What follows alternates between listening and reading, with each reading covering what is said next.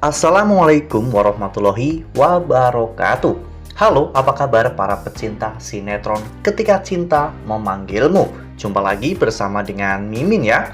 Seperti biasa, Mimin akan membagikan informasi-informasi terbaru mengenai alur dari cerita sinetron Ketika Cinta Memanggilmu, yang tentunya semakin hari akan semakin seru, semakin greget, dan membuat kita semua penasaran.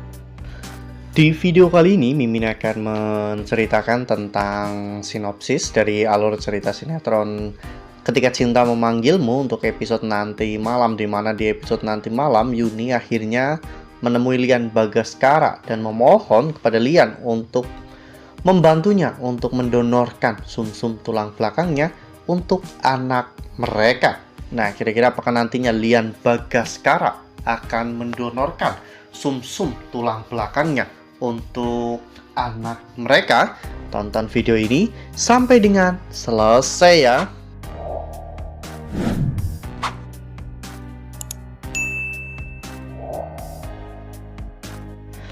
Ya, seperti yang telah kita ketahui bahwa konflik yang terjadi di sinetron Ketika Cinta Memanggilmu itu sangat banyak, termasuk salah satunya yaitu konflik tentang Zora yang sedang mencari bukti bahwa Yuda itu adalah anaknya, dan Yuni juga sedang melakukan hal yang sama untuk mencari anak kandungnya, meskipun Yuni harus dibohongi oleh Tommy ya kawan-kawan. Namun kedua orang ibu ini yaitu Zora dan juga Yuni benar-benar pantang menyerah untuk bisa menemukan anak mereka ya kawan-kawan. Bahkan Zora di episode sebelumnya telah mengikuti Yuda karena Zora sangat yakin bahwa Yuda itu adalah Galang ya kawan-kawan. Oleh karena hal itu, ketika saat itu Yuda tertidur, Zora bahkan sampai rela membobol rumah Yuda ya kawan-kawan, agar Zora bisa memastikan bahwa Yuda itu adalah Galang. Ya, seperti yang kita lihat pada foto ini, dimana pada saat itu terlihat dengan jelas bahwa Zora akhirnya berhasil masuk ke kamar Yuda ya kawan-kawan, dimana di sana Zora benar-benar sangat berharap bahwa Yuda itu adalah Galang. Namun Galang pada saat itu sebenarnya masih bangun ya kawan-kawan, hanya saja Galang pura-pura tertidur. Bahkan ketika Zora perlahan-lahan mulai mendekati dirinya, Galang terlihat begitu panik ya kawan-kawan. Galang takut apabila nanti jati dirinya malah ketahuan oleh ibunya. Hingga pada akhirnya Bu Zora pun sampai memberanikan diri untuk menyentuh punggung Yuda ya kawan-kawan. Saat itu mata Yuda pun berkaca-kaca. Ya, bagaimana tidak, Galang yang sangat membenci ibunya karena berpikir bahwa ibunya adalah orang yang sangat jahat, bahkan rela menyingkirkan anak kandungnya sendiri. Namun kali ini Yuda mendengar isak tangis Bu Zora ya kawan-kawan, yang terlihat begitu sangat sedih melihat kondisi Yuda. Bahkan Yuda pun sampai mendengar bahwa Zora sangat berharap bahwa Yuda itu adalah Galang, anak yang selama ini Bu Zora cari-cari ya kawan-kawan. Sementara itu di sisi lain, Bu Yuni nampaknya masih tetap berjuang untuk menyembuhkan Raisa, seorang anak penderita kanker darah atau leukemia stadium akhir yang dipikir Yuni adalah anak kandungnya sendiri ya kawan-kawan, yang selama ini Yuni cari-cari.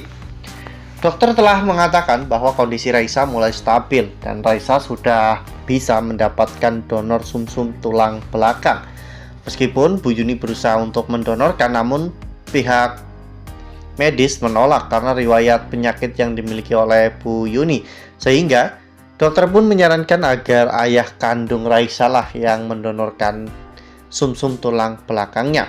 Dan saat itu Yuni akhirnya datang untuk menemui Lian Bagaskara ya kawan-kawan. Yuni memohon-mohon, bahkan sampai berlutut di hadapan Lian untuk membantunya. Namun Lian malah justru mengusir Yuni ya kawan-kawan.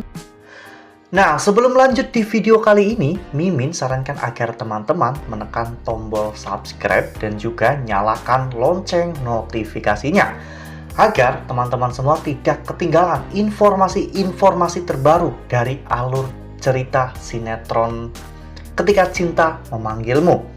Setiap hari Mimin akan membagikan informasi-informasi penting dan juga terbaru dari sinetron Ketika Cinta Memanggilmu. Dan Mimin juga menyarankan agar teman-teman menonton video ini sampai dengan selesai agar tidak terjadi kesalahpahaman di antara kita.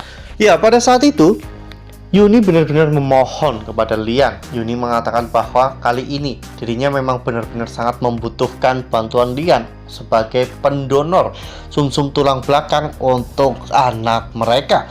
Namun sikap Lian masih saja acuh tak acuh ya kawan-kawan, karena Lian tidak pernah menganggap Yuni dan juga anaknya itu adalah bagian dari keluarganya. Namun kejadian itu dilihat oleh Kusno ya kawan-kawan, sehingga Kusno adalah orang pertama yang tahu bahwa Amira itu adalah anak dari Lian Bagaskara. Kusno pun tentunya merasa sangat heran ya kawan-kawan, dan merasa sangat speechless karena saat ini Amira itu sedang berada di pihak Bastian Rahardian. Bahkan Amira menjadi menantu dari Bastian Rahardian. Namun ternyata Amira itu adalah anak dari musuh terbesar Bastian, yaitu Lian Bagaskara. Ini tentunya adalah sebuah rahasia besar yang Kusno ketahui ya kawan-kawan, karena ternyata saat ini Lian dan juga Bastian memang bermusuhan. Namun tanpa disadari anak-anak mereka malah justru menikah ya kawan-kawan, yaitu Aksa dan juga Amira. Rahasia ini tentunya akan Kusno manfaatkan sebaik mungkin agar bisa menghasilkan uang dengan jumlah yang fantastis ya kawan-kawan. Karena apapun informasi yang Kusno ketahui akan selalu bisa berubah menjadi uang ya kawan-kawan. Karena memang Kusno sangat pandai untuk memanfaatkan situasi dan juga keadaan, sehingga Kusno akhirnya mendapatkan keuntungan dari situasi tersebut. Wah, makin seru banget nih, makin greget dan makin membuat kita semua benar-benar penasaran ya kawan-kawan. Ya, kira-kira apa ya yang akan dilakukan oleh Kusno setelah Kusno akhirnya mengetahui bahwa Amira itu adalah anak dari Lian Bagaskara ya kawan-kawan. Nah, makanya nih jangan sampai ketinggalan untuk terus saksikan sinetron kesayangan kita semua, yaitu sinetron Ketika Cinta Memanggilmu, yang akan tayang setiap hari pukul 18.20 hanya di SCTV. Nah, Mimin rasa cukup sampai di sini. Mimin membagikan informasi-informasi terbaru mengenai dari alur cerita sinetron Ketika Cinta Memanggilmu. Terima kasih juga untuk teman-teman semua yang telah menonton video ini sampai dengan selesai ya. Ambil sisi positifnya dan juga tinggalkan sisi negatifnya, karena cerita ini hanyalah fiktif belaka.